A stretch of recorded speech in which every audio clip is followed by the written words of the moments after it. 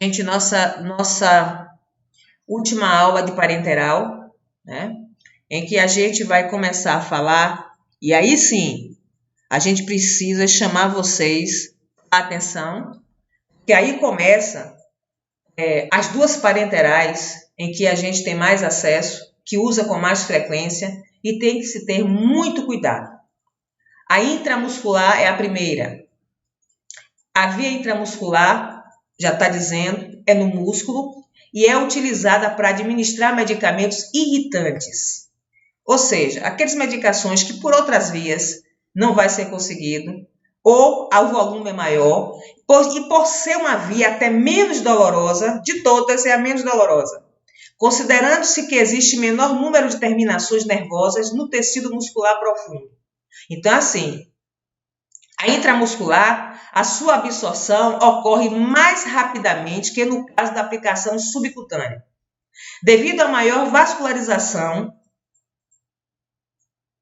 do tecido muscular, o volume a ser administrado deve ser compatível com a massa muscular e que varia de acordo com a idade, localização e estado nutricional, que a gente falou isso ontem.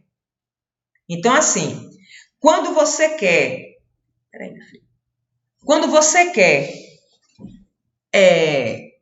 administrar um volume um pouco maior, quando você vai perceber que, quer dizer, que não é a preocupação de vocês, é o médico que vai avaliar qual é o tipo da medicação e qual é a via. Então, geralmente, às vezes até algumas medicações são irritantes, dói pra caramba, e aí você vai mudar só em que tecido muscular você vai administrar. Tem uns que requerem uma absorção maior, então você tem o glúteo, que é mais vasto, e que vai promover a absorção de forma adequada. No deltoide, que é um músculo pequenininho, então você não vai administrar uma quantidade muito maior do deltoide. Primeiro que vai doer. Segundo, porque a absorção vai ser perdida. Certo? Qual é o volume máximo? Considerando um adulto com peso normal, o volume mais adequado do medicamento em aplicação no deltoide é de aproximadamente 2 ml e pode chegar a 3. No glúteo, 4 ml, pode chegar a 5. E na coxa, 3 ml. Embora existam autores que admitam valores maiores.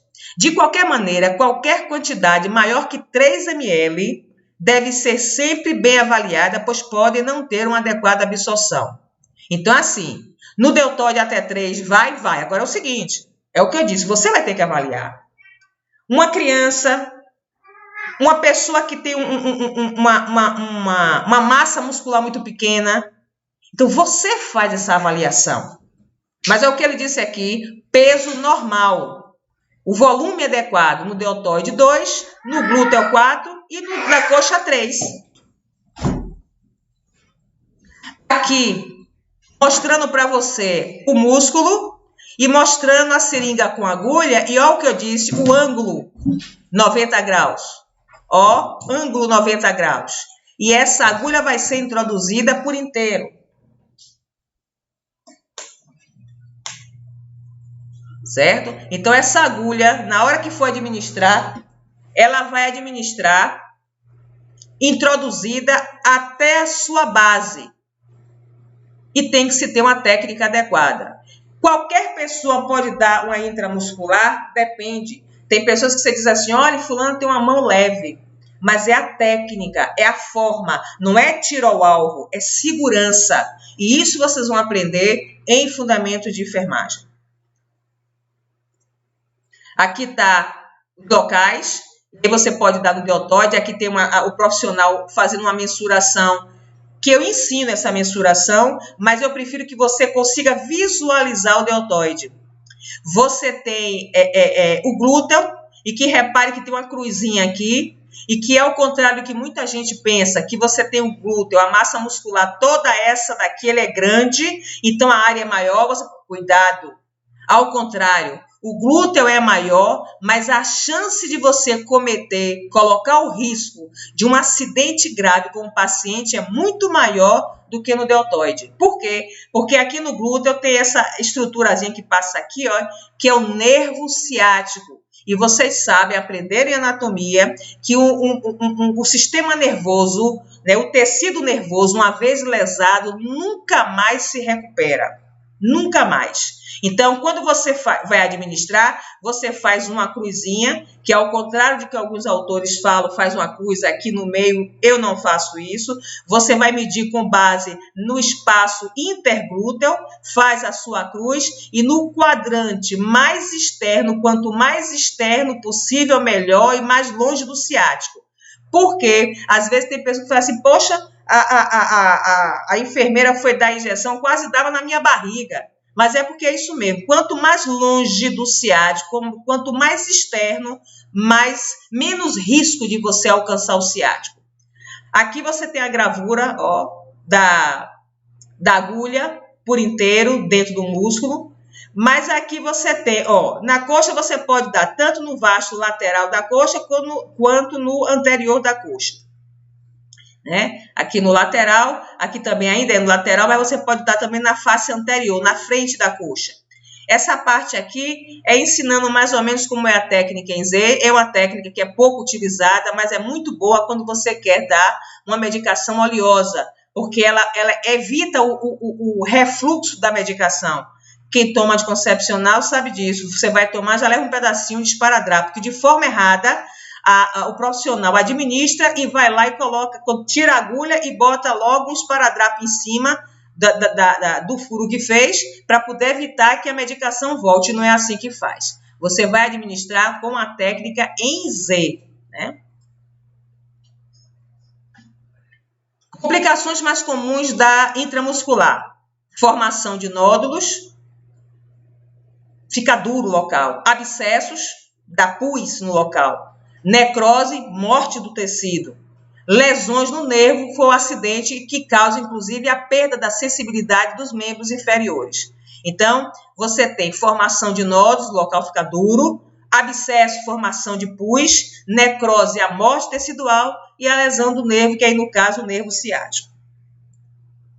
Aqui, o abscesso, aqui, inclusive, já estourou a bolinha, né? Um vestígio de secreção purulenta aqui.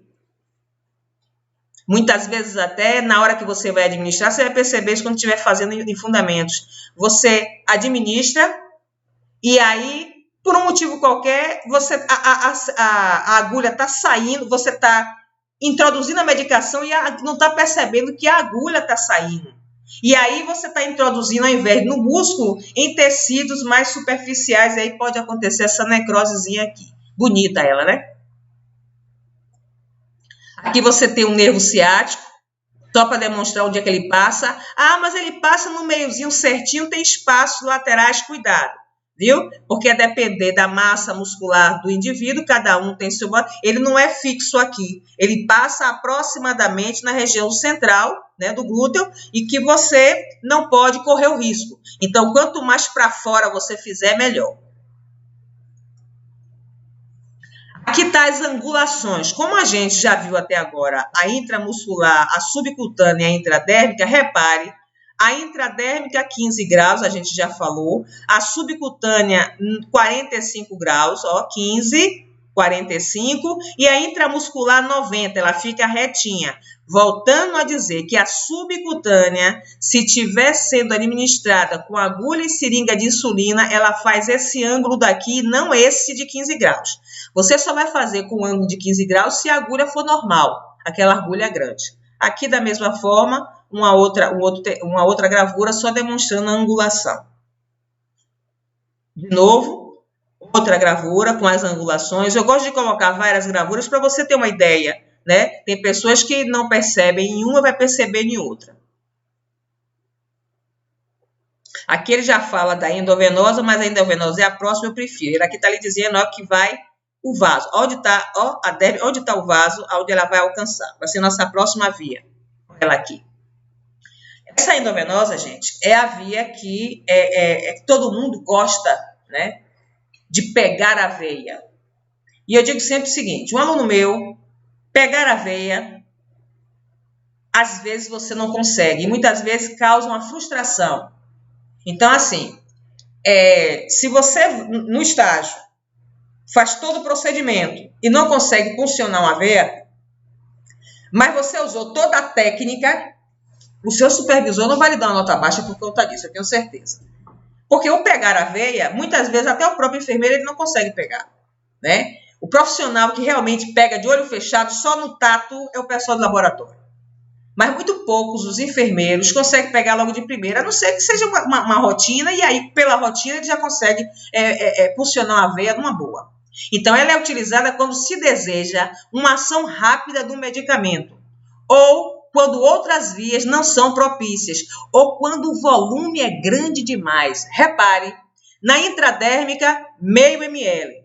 Na subcutânea, você tem até 1 ml. Na intramuscular, dependendo do local, você vai até 5 ml. Nessa não tem limite. Nessa você pode botar aqui 100, 200, 300, 400, 500, 600, 1000 ml. Daí os cálculos de gotejamento, porque é uma via que cai, ao contrário das outras, que vai em um tecido sólido para ser levado até o sangue. Na endovenosa, não. Já cai no sangue, que é onde realmente a gente quer, que é um tecido, porém é um líquido. Sua administração deve ser feita com muito cuidado, considerando-se que a medicação entra diretamente na corrente sanguínea, podendo ocasionar sérias complicações irreversíveis ao paciente, caso as recomendações preconizadas não sejam observadas. As soluções, antes de entrar nesse terceiro tópico, é o seguinte, não tem volume, só que é o seguinte, a técnica e o cuidado é maior, porque uma vez você causando algum tipo de algo errado, de introdução errada ou de substância introduzida de forma errada, você mata o paciente e não tem como tirar de volta. A intramuscular também não, mas só que a intramuscular você ainda tem um tempo. Repare, a intramuscular você vai administrar no tecido muscular e vai ser levada através da absorção até a corrente sanguínea. Pronto. A endovenosa não, você já está na corrente sanguínea, certo? As soluções administradas por essa via devem ser cristalinas, ou seja, transparentes, não oleosa e sem flocos em suspensão. Ok? Muitas vezes até você tem uma medicação que tem o pozinho, a penicilina cristalina é assim. Só que quando você dilui, ela fica transparente. Então, você precisa estar com a medicação límpida e outra, livre de estrutura bolhosa, livre de ar no interior da seringa. Ok? Locais para administração, veias periféricas, ou seja, as veias da superfície, aquela que você consegue enxergar e tocar. Existem outras mais profundas, mas que não cabem à enfermagem, sim aos médicos. Então, veias periféricas da prega, ou seja, da dobra, né, da articulação, do cotovelo, do antebraço e do dorso das mãos. Então, o local mais frequente que vocês futuramente vão ver é no dorso das mãos e na parte anterior do antebraço. Ou onde você estiver observando, porque às vezes você tem um paciente que está com as veias assim, muito difíceis de ser encontradas, ou até às vezes ele está tomando tanta medicação que já não tem nem mais veia para você conseguir funcionar. Às vezes até você encontra uma veia calibrosa, chega a boca encher de água, ali eu vou pegar aquela veia, cuidado. Uma veia, quanto mais calibrosa, ela é mais fácil de ser funcionada, porém, muito mais fácil de ser perdida. Porque, a agulha fica solta no interior do vaso. Então, é mais complexo. Uma outra coisa também, quando a gente fala na articulação, vocês podem, para você administrar uma medicação momentânea, funcionar aqui na braquial. Pronto, aqui na articulação braquial, você pode funcionar? Pode. Aplicou, tirou. Mas se for para você colocar um soro, já não pode. Em articulação, não se coloca um scalp. Não se coloca uma agulha. Vou mostrar nesse instante uma estrutura chamada gelco. O gelco é um catéter flexível. Aí, em último caso, ainda assim, mesmo ele, só em último caso, nas articulações. Então, endovenosa, para que você deixe permanente com soro, não se funciona nas articulações. A não ser, gente, que não tenha mais jeito. Ia depender das condições do paciente. Caso contrário, procure uma veia periférica, de boa visualização, o mais reta possível, para que você não impeça que o paciente, na hora de se mover, não transfixe a veia, ok? E aqui é o scalp. Existem as cores que são... Eu não gosto de falar em cor, eu prefiro em número. Então, veja só, você tem o 19, o 21, o 23, 25, 27. Ao contrário das agulhas, quanto maior for o número do scalp, mais fino ele é. Então, o 27 é mais fino que o 25, que é mais fino que o 23, que é mais fino que o 21 e que é muito mais fino que o 19. Então, é o inverso e tem que ter cuidado quanto a isso. Aqui é o gelco. Ó, repare bem, a numeração, ele vai 14, 16, 18, 20, 22, 24 e ele vai diminuindo de tamanho. Acontece o seguinte, o scalp, olhando essa gravura aqui embaixo, ele tem uma tampa, uma cápsula, que por dentro dessa cápsula passa a agulha, desculpe, é como se, eu chamo de... Veja só, eu chamo de canudinho. Então, vamos voltar, para não atrapalhar vocês.